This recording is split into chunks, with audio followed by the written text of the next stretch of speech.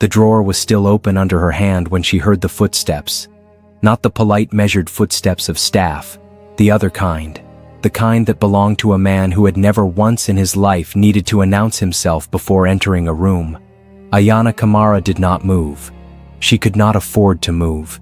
3 weeks of being invisible, 3 weeks of careful nothing, and it had all narrowed to this single second with her fingers 2 inches from a folder that was never supposed to leave that drawer. He was already in the doorway. She did not know how long he had been standing there. His face gave her nothing, and that was somehow worse than fury would have been. Ryu Jaemin did not raise his voice. Men who owned everything rarely had to. His eyes moved once, slow, from her face to her hand, to the open drawer and back to her face, and in that single unhurried sweep, she felt the entire careful architecture of her lie begin to tilt. He crossed the room without hurry. Every step he took stole another piece of the distance she had been counting on. Her pulse climbed into her throat and sat there, hard and visible, and she hated that her body was betraying her in front of the one person in this country she could not allow to read her. Because Ryu Jaemin did not yet know the most important thing about the woman standing in his study with her hand near his secrets. He did not know her name was not the name she had given him, and he did not know whose daughter she was. 3 weeks earlier, none of this existed. 3 weeks earlier, she had stood outside those same gates with a cleaning agency reference in her bag, a body she had spent 2 years rebuilding for exactly this purpose, and a plan she believed she had thought through from every angle. She had been wrong about almost all of it, but she did not know that yet either. She had practiced the face she would wear before she ever rang the buzzer. Calm, forgettable. The face of a woman who needed a job and asked no questions, the kind of woman wealthy houses looked straight through. It was the hardest performance of her life, because everything underneath that calm was screaming. Somewhere behind these walls was the thread that led to her father. She had crossed an ocean for it. She had remade her entire body for it. And now all that stood between her and the inside was a gate, a guard, and a lie she had rehearsed until it sounded like truth. The guard read her reference twice. For one long second she was certain he saw it, the lie sitting right there on the paper, and her heart climbed so high she had to swallow against it. Then he handed it back, said something into his radio, and the gates began to part. Just like that. The hardest door she had ever imagined was simply opening, and the ease of it frightened her more than resistance would have. Nothing this guarded should open this easily, unless someone wanted her inside. She walked up the driveway and did not look back. The inside stole the breath she had not given it permission to take. She had grown up with wealth. Her father's house had been wide and warm and full of voices, but this was something else entirely. This was wealth with all the warmth surgically removed, a home built to look like a held breath, every object placed to be admired and never touched. It was cold the way a beautiful knife is cold. And standing in the center of all that cold, she understood for the first time exactly what kind of man she had walked in to deceive. The head housekeeper laid out the rules the way a warden lays out a sentence. She would clean what she was told, when she was told. She would never enter the study. She would never speak to the master unless spoken to first. And under no circumstance, the woman said, her voice dropping into something almost protective. Was she to bother the child? Ayana nodded at all of it.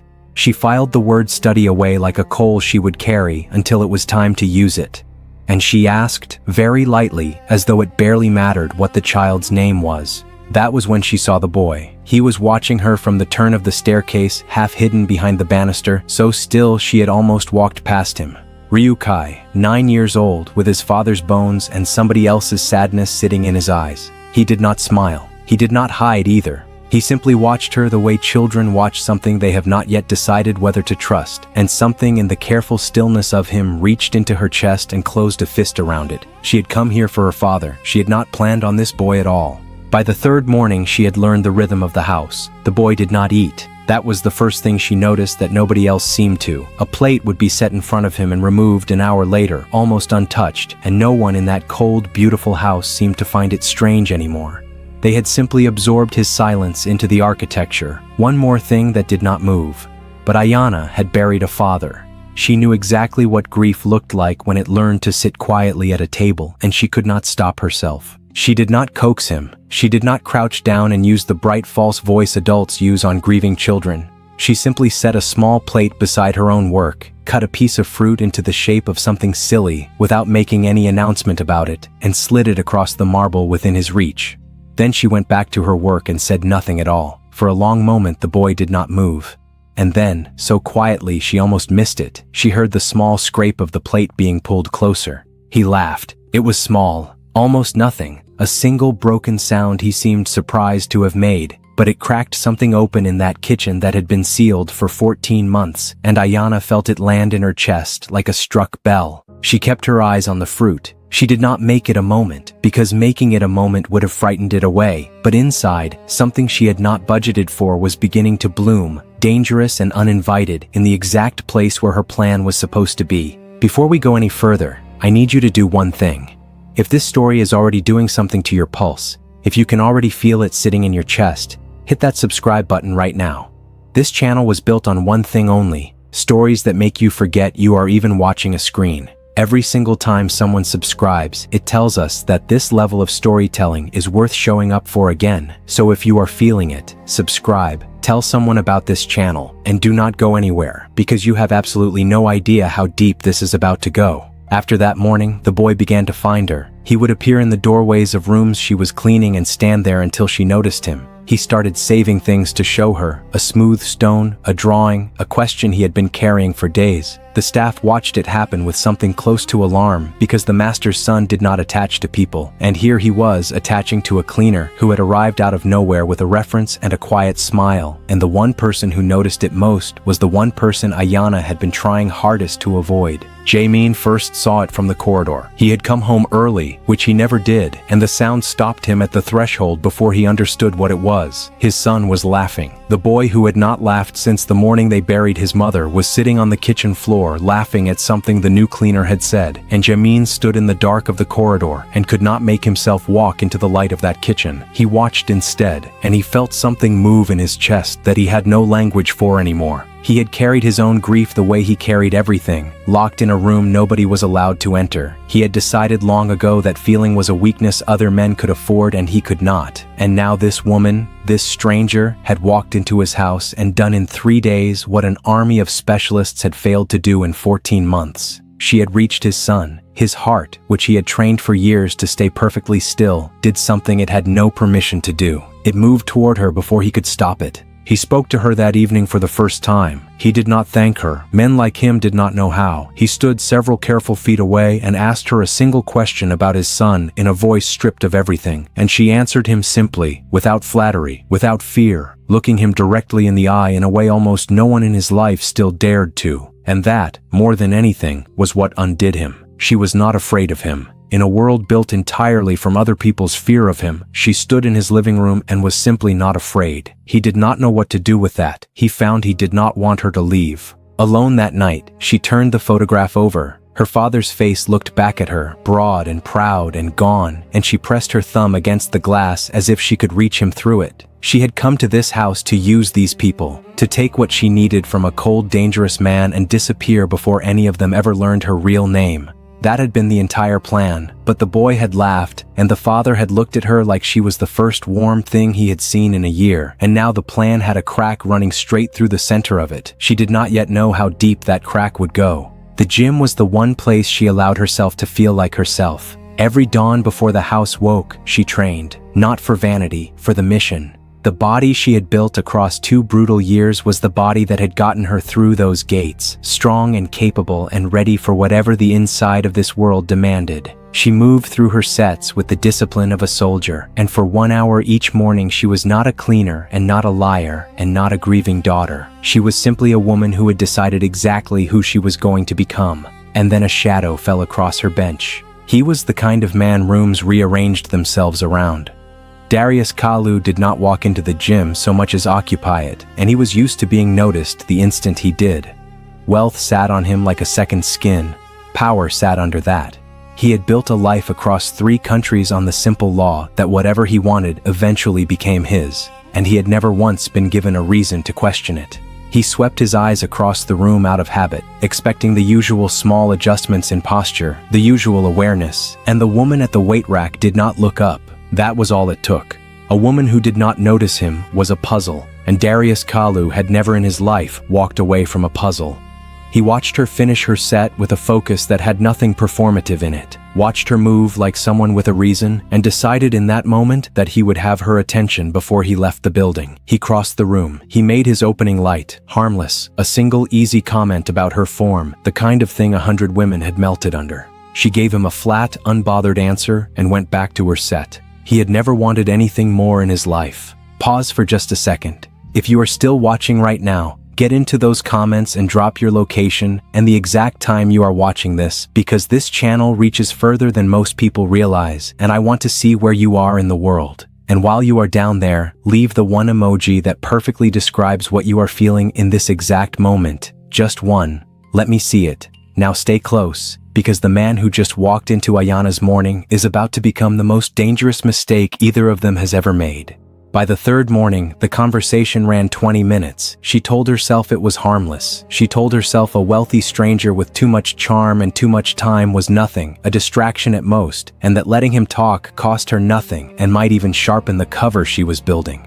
What she did not know, what she could not possibly have known, was that the man making her laugh against her own will at 6 in the morning was tied by an invisible thread to the very thing she had crossed an ocean to find. The universe was folding two halves of the same wound toward each other, and neither of them felt it yet. Choi Tae-hoon had not survived a decade at Jaemin's side by missing things. He had watched the cleaner from the first week, not because he suspected anything specific, but because suspicion was simply how he breathed. He noticed she asked the right questions in the wrong careful way. He noticed she looked at the study door a half-second too long each time she passed it. He noticed the boy had attached to her, and he noticed, with a cold tightening in his gut, the way the master's eyes followed her across rooms. Tae-hoon did not like things he could not place, and Ayana Kamara was a thing he could not place. He pulled her agency file the next morning. On paper it was clean, too clean, in the way that only carefully built lies ever are. The references checked out the instant he traced them, which was precisely the problem, because real people had messy histories, and this woman had a history that fit together like something assembled rather than lived. Tae-hoon sat with the file for a long time. He did not yet have a thread to pull, but he had the one thing more dangerous than proof. He had the certainty, deep in his gut, that the woman in his master's house was not who she said she was, and he began, quietly, to dig. He began to make her temporary. It was nothing she could name, nothing she could complain about. Her schedule rearranged itself to keep her away from the upper floors. Small accusations of misplaced things drifted toward her without ever quite landing. He would appear at her shoulder in corridors and stand just close enough to crowd the air, that half-smile fixed in place while his eyes did something entirely different, asking gentle questions about where she was really from, who her people really were, what had really brought her so far from home. Every word polite, every word a blade testing for a seam. She gave him nothing. She had been raised by the most feared man in an entire underworld. She knew exactly what it looked like when a predator was circling, and she knew the worst thing she could do was let it see her flinch. So she met Tae-hoon's gentle blades with a gentle blankness of her own, answered his questions with answers smooth enough to slide off, and went back to her work as though her heart was not hammering at 140 beats a minute the entire time. But she understood now that the house had two dangers in it, not one, and only one of them had started to fall for her. The information reached Jaemin the way all information reached him, quietly and complete. A man had been seeing his cleaner at the gym each morning, a wealthy man, a connected man, a man whose name Jaemin knew, because men with that kind of political reach existed inside the same dangerous weather system he did. He stood at the window with the report finished in his mind, and felt something rise in his chest that he had not felt in so long he almost did not recognize it. It was hot, it was territorial. It had a man's name attached to it, and Ryu Jaemin, who controlled everything, suddenly could not control this. He told himself it was about security. A connected outsider sniffing around a member of his household was a vulnerability, he reasoned, a door left open in a house he kept sealed for a living. That was the lie he built in the space of a breath, and it was a good lie, structurally sound, until he asked himself why his hands had closed into fists. Why the thought of the man's easy laugh near her made something behind his ribs go white hot. It was not about security. He knew it was not. It was the oldest thing in the world, and it had found a man who believed himself immune. He asked her about the man that evening, and the question came out wrong. It was supposed to sound like an employer's concern. It came out like something else entirely, low and tight and far too personal, and they both heard it the moment it left his mouth. She looked at him, and for the first time since she had entered his house, she saw straight through the cold to the thing underneath it. He was jealous. This dangerous, untouchable, impossible man was standing in his own living room jealous over her, and the discovery sent a current through her that she had no right to feel. She should have used it. Instead, for one reckless second, she simply felt it, and the air between them changed for good. Darius made his move in the open, the way powerful men do when they have never been told no. He had learned who Ayana worked for, and rather than retreat, the knowledge only sharpened his appetite. He arranged a meeting with Ryu Jaemin under the polished pretense of business, a private dinner between two men of standing, and he walked into that sealed green room believing he held the better hand. He had the politics, he had the connections, he was certain, the leverage. What he did not have, what he had badly underestimated, was any real understanding of the kind of man who survives a decade running an empire built on blood. They sat across the same table and pretended it was about business for almost an hour. Two predators in tailored suits circling a thing neither of them would name out loud.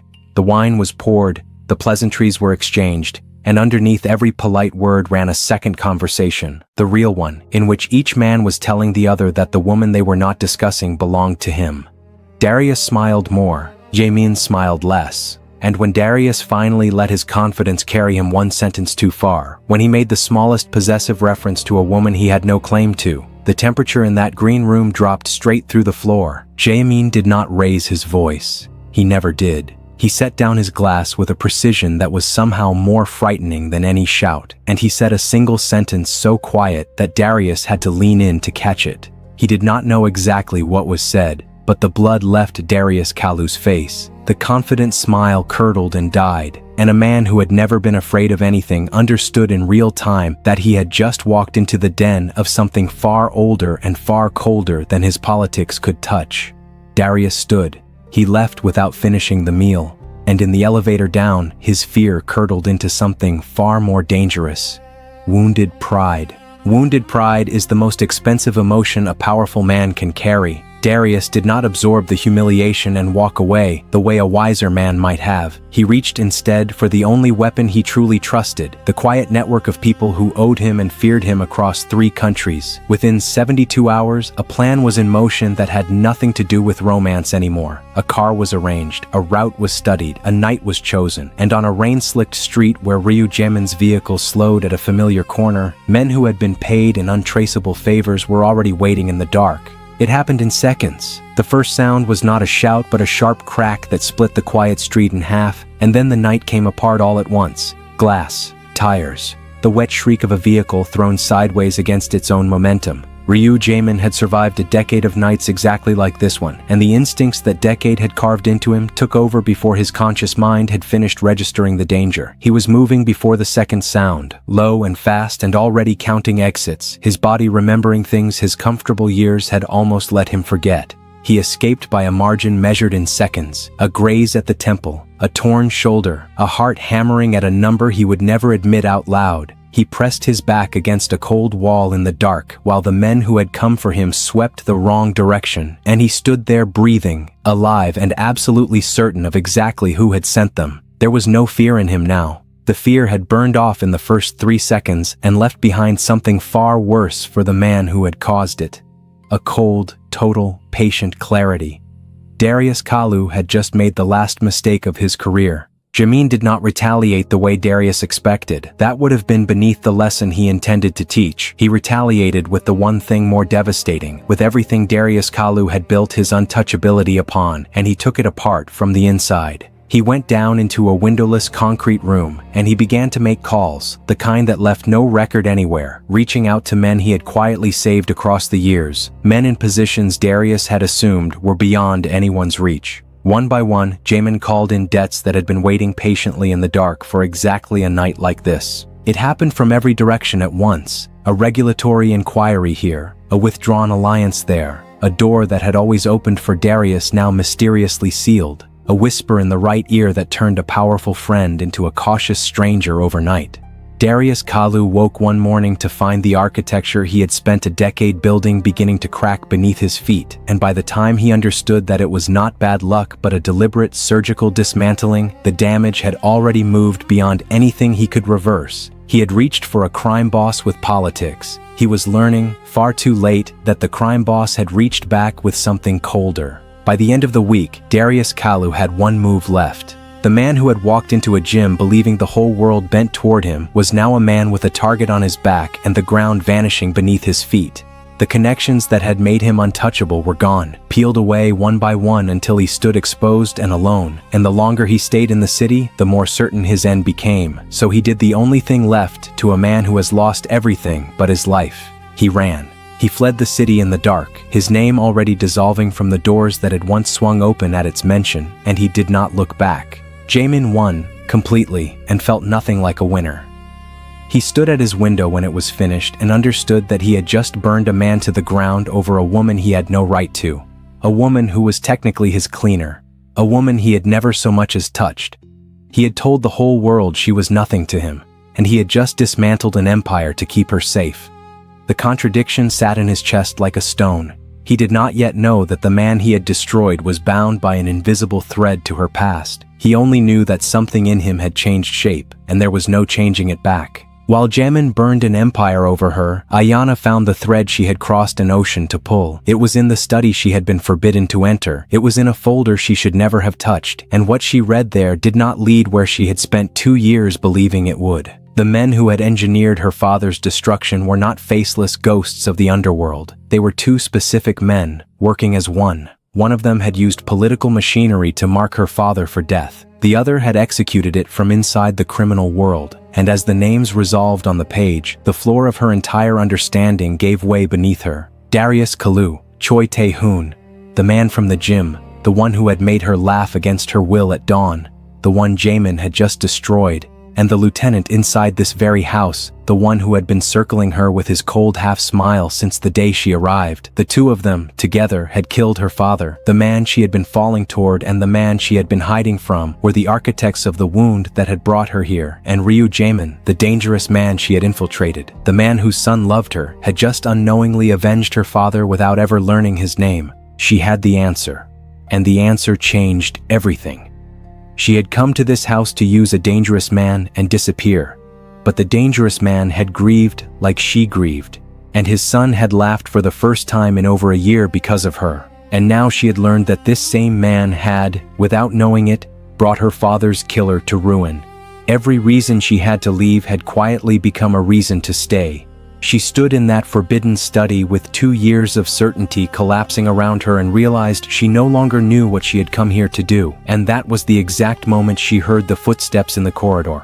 The footsteps were not Jaemin's. They were lighter, measured, carrying the unhurried confidence of a man who already knew exactly what he was about to find. Somewhere in this house, someone had finally put the pieces together. Someone had learned who the new cleaner really was, whose blood ran in her veins, whose daughter had walked through those reinforced gates with a false name and a real reason. And of every person in that compound, the one moving toward the study door right now was the worst possible one to have figured it out first. Choi Tae-hoon filled the doorway, and he was smiling, not the polite half-smile he wore for the house, the real one, the one that meant he had finally, completely, won. He looked at Ayana standing frozen with her father's truth in her hands, and he spoke her name. Not the name on her agency file, her real one. The name of a dead crime lord's daughter, said softly, savored, in the voice of a man holding a blade he had been waiting weeks to use. He knew. He had always been going to be the one to know. And Ryu Jaemin, the one man who might have stood between her and what came next, was the last person in that entire compound to learn any of it. And that is exactly where we stop, right here. Right at the edge of everything coming undone. If you need to know what happens next, and I already know that you do, type PARTTWO in the comments right now. Flood it, because what is coming in part 2 is the part of this story you never saw coming, not even close.